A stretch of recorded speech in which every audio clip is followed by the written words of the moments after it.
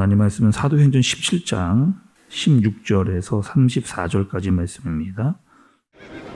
바울이 아덴에서 그들을 기다리다가 그 성에 우상이 가득한 것을 보고 마음에 격분하여 회당에서는 유대인과 경건한 사람들과 또 장터에서는 날마다 만나는 사람들과 변론하니 어떤 에피쿠로스와 스토아 철학자들도 바울과 쟁론할세. 이 말쟁이가 무슨 말을 하고자 하느냐? 이방신들을 전하는 사람인가 보다. 이는 바울이 예수와 부활을 전하기 때문이러라.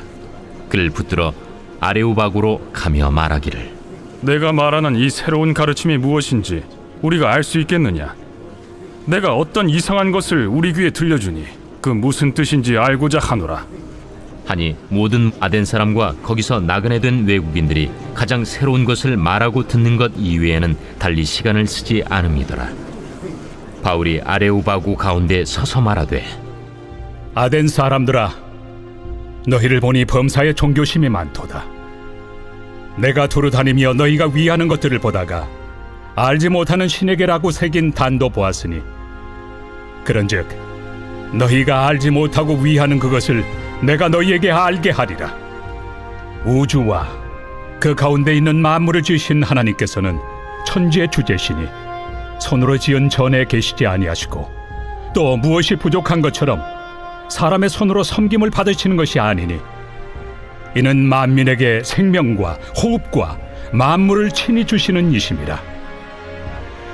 인류의 모든 족속을 한 혈통으로 만드사 온 땅에 살게 하시고 그들의 연대를 정하시며 거주의 경계를 한정하셨으니, 이는 사람으로 혹 하나님을 더듬어 찾아 발견하게 하려 하심이로되, 그는 우리 각 사람에게서 멀리 계시지 아니하도다.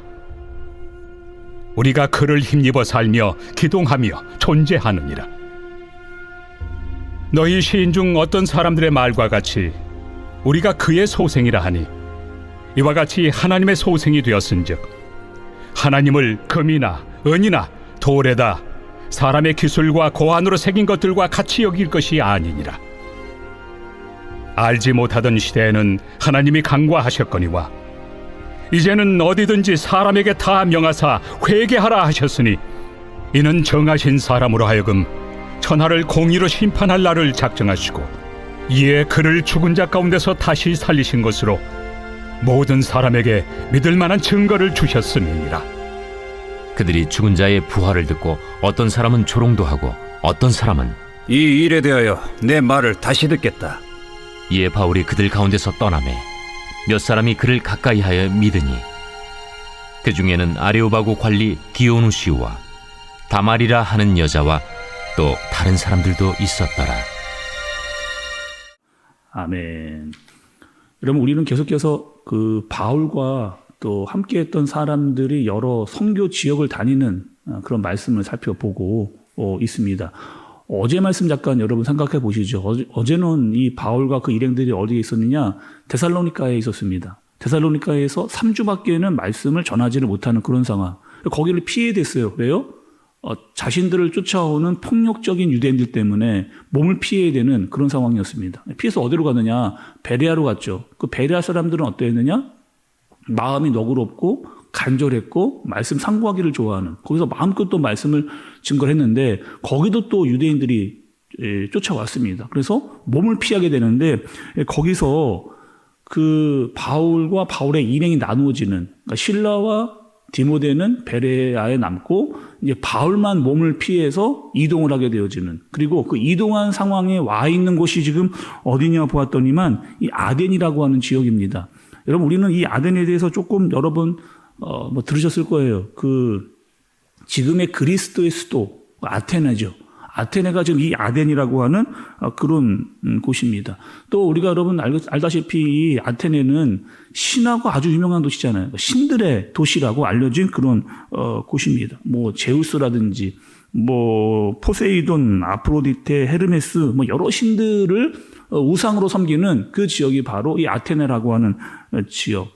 또 여러분, 이 신화뿐만 아니라 철학적으로도 굉장히 유명한 곳이 또 이 아테네예요. 그러니까 우리가 여러분 철학자 하면 딱 떠오르는 사람, 뭐 소크라테스라든지 아리스토텔레스, 또 뭐 플라톤 다 여기서 활동했던 사람들입니다. 뿐만 아니라 뭐 음악, 미술, 문화, 예술 모든 것들의 그 당시의 중심지가 바로 이 아테네라고 하는 그런 지역. 지금도 여러분 이곳에 가보면 수없이 많은 고대의 유적지가 남아있는 곳이 또 이 아테네라고 하는 지역입니다. 그래서 바울이 이곳에 도착을 했습니다. 그리고 누구를 기다리냐? 헤어져 있었던 그 일행들, 실라와 디모데가 다시 오기를 기다리는 마음으로 아테네를 둘러보고 있는 그런 상황입니다. 여러분 16절을 한번 좀 보세요. 16절을 보시면 바울이 아덴에서 그들을 기다리다가 그 성에 우상이 가득한 것을 보고 마음에 격분하여 이렇게 이야기합니다.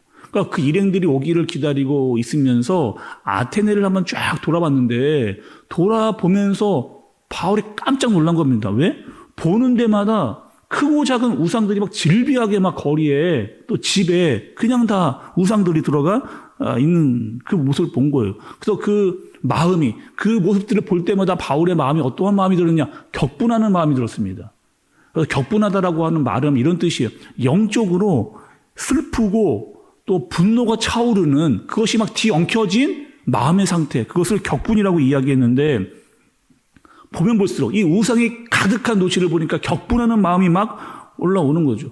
바울이 여러분 우리가 지금 봤듯이 정말 여러 다양한 나라와 지역을 다녔습니다. 이 정도로 심각한 도시를 본 적이 없는 거예요. 이 우상이 가득한 이 도시를 보니까 격분하는 마음이 올라온 겁니다. 아니 하나님께 영광을 돌려야 될 이 사람들이 다 다른 우상들에게 이 영광을 돌리고 있는 모습을 보면서 격분한 마음으로 올라와 바울이 한 일이 있는데 무엇이에요? 만나는 사람들마다 복음을 전하는, 만나는 사람들마다 복음을 전하는 겁니다. 그런데 이 아테네를 좀 우리가 잘 아실 필요가 있는데 이 사람들의 특징이 있습니다. 이 아테네 사람의 특징이 무엇이냐면 우리가 최고라는 거예요. 우리 도시가 최고이고 우리가 가지고 있는 학문, 종교 이 모든 것들이 다 최고다 이렇게 여기고 있는 겁니다. 그리고 모이면 이 아테네 사람들은 서로 내가 너보다 우월하다, 내가 너보다는 우월해 라고 하는 것을 증명하기 위해서 자기의 지식을 막 쏟아놓는 그런 사람들이 대부분이었습니다. 그러니까 따지고 토론하기를 좋아하는 그런 사람들이었어요. 그러니 바울이 만나는 사람마다 복음을 전하는데 듣는 사람들마다 어떤 생각을 하느냐?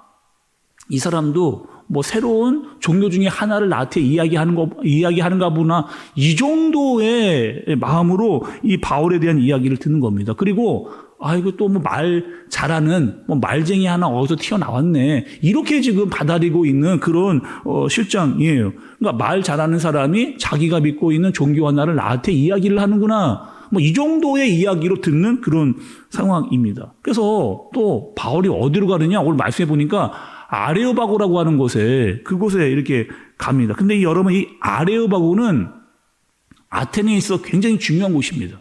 어떻게 중요한 곳이냐? 나라에 어떠한 법이 새롭게 제정이 되잖아요. 그럼 사람들을 다 이 바고 광장으로 모읍니다. 그 새로운 법이 이렇게 제정됐다라고 알리는 곳이 바로 이 아레오바고라고 하는 광장이에요. 또 어떤 정치적인 문제, 또 어떤 외교에 특별한 일이 생기면 사람들을 모아놓고 거기서 이 중요한 사건에 전달을 했던 것도 아레오바고였습니다. 그리고 종교적인 어떤 이슈, 사건 이런 것들이 막 생겨나게 되면 여기서 다 사람들과 토론을 하면서 공포하고 이야기를 해주는 곳이 바로 이 아레오바고라고 하는 그것이요. 바울이 거기서 말씀을 전하는 거예요. 여러분 22절, 23절의 말씀을 좀 보십시오. 아레오바고에서 바울이 했던 얘기예요. 바울이 아레오바고 가운데 서서 말하되 아덴 사람들아 너희를 보니 범사에 종교심이 많도다. 내가 두루 다니며 너희가 위하는 것들을 보다가 알지 못하는 신에게라도 새긴 단도 보았으니 그런즉 너희가 알지 못하고 위하는 그것을 내가 너희에게 알게 하리라 이렇게 얘기하는 거죠. 지금 바울이 아레오바고에서 막 소리치면서 이야기하는 게 있어요.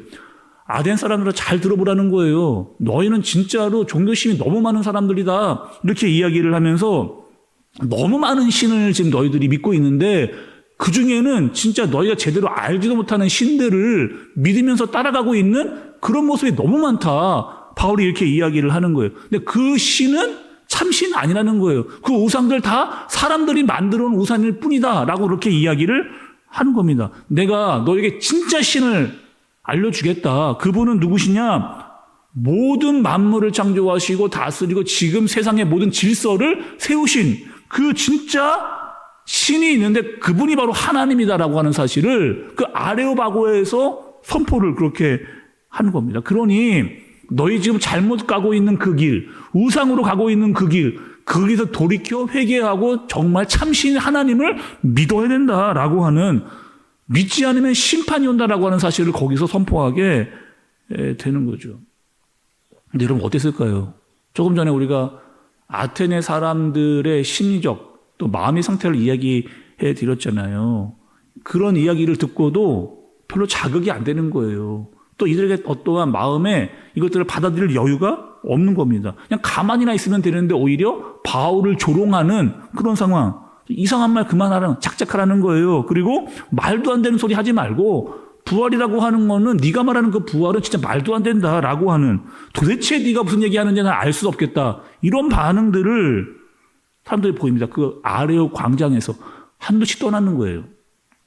그리고 34절에 말씀을 보면 몇 사람이 그를 가까이 하여 믿으니 그 중에는 아레오바고 관리 디오누시오와 다마리라 하는 여자와 또 다른 사람들도 있더라. 그러니까 대부분의 사람들이 떠나고 몇몇 사람만 그 말을 듣고 받아들이는 이런 상황이 된 겁니다. 자, 여러분 오늘 말씀을 좀 정리해 볼게요. 바울이 아테네에서의 사역, 거기에 선교의 상황은 어떠했느냐? 처음에 바울이 어떻게 시작했어요? 격분하는 마음으로 시작했습니다.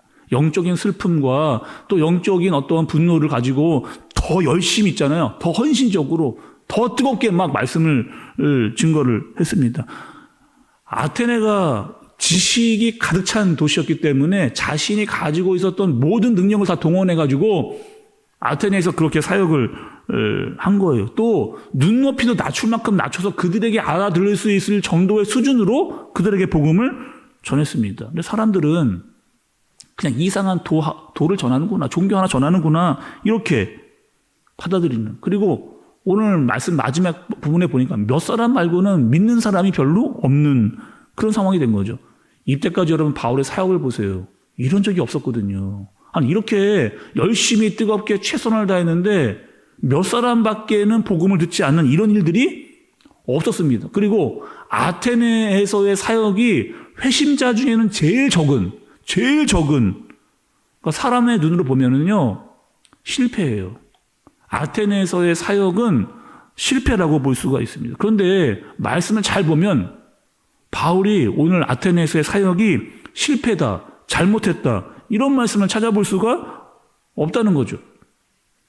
여러분, 교회도 마찬가지입니다.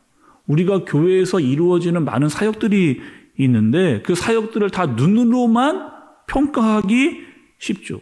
당장 사람들이 많아지고 교회가 커지고 믿는 사람들이 많아지면 여러분 이렇게 되는 게 제일 좋죠. 빨리 되면 좋겠습니다. 좋은 사람도 오고 교회도 커지고 믿는 사람도 점점점 많아지고, 아니 빨리 이렇게 되면 너무 좋죠. 그러나 여러분 어떻게 되는 거예요? 교회는 사람이 인위적으로 만들어가는 곳이 아닙니다. 하나님께서 이루어가져 가는 것이고 또 하나님의 말씀에 의해서 복음이 선포되어지고 많은 사람들이 돌아오는 그런 것이 교회인 거죠. 오늘 바울은 최선을 다했습니다. 복음을 증거했어요. 그러나 자신이 원하는 반응이 나타나지 않았습니다. 바울이 솔직히 낙심도 됐을 거예요. 마음의 어려움도 생겼을 겁니다. 그런데 뭘 하느냐? 여전히 복음을 뿌리고 있는, 가는 곳마다 만나는 사람마다 하나님의 말씀을 증거하고 있는, 우리가 여러분 지난 시간에 이렇게 말씀드렸잖아요. 바울은 계속 뿌리는 거예요. 힘들고 어렵고 괴롭고 내 마음에 상관없이 계속 복음을 뿌립니다. 그러면 자라게 하시는 분이 있다. 내가 뿌리면 반드시 자라게 하시는 분이 있다라고 하는 사실을 우리가 알게 된 거죠. 그렇다면 우리는 여러분 어떻게 해야 될까요? 우리도 만나는 이들에게 복음의 씨앗을 계속 뿌려야 됩니다. 이분들이 듣든지 안 듣든지, 때로는 내 마음이 힘들든지 어렵든지 상관없이 우리가 복음을 뿌려야 돼요. 그러면 그 복음이 잘하게 하시는 분이 있다라고 하는 사실을 알게 되는 거죠. 때로는 눈에 보이지 않습니다. 또 그들에게 우리를 조롱하거나 비우는 사람도 만날 수 있다는 거예요. 그런데 말씀을 보니 바울도 그랬고 예수님도 그랬고 여전히 나를 비우는 그들에게 여전히 복음을 전하며 복음의 능력이 무엇인지 그들에게 나타나는 것을 보게 되는 거죠. 여러분 조금만 눈을 돌려보세요. 믿지 않는 세상에서 복음을 들고 한번 살아보세요. 믿지 않는 사람들이 얼마나 많은지, 우리가 전하는 복음을 얼마나 잘 듣지 않는, 함부로 말하거나 쉽게 지나치는 사람들이 얼마나 많은지, 또 이단은 왜 이렇게 많은지 바울은 격분했습니다. 영적인 분노와 슬픔을 느꼈어요. 애통하는 마음으로 복음을 증거했습니다. 결실 보지 못했어요.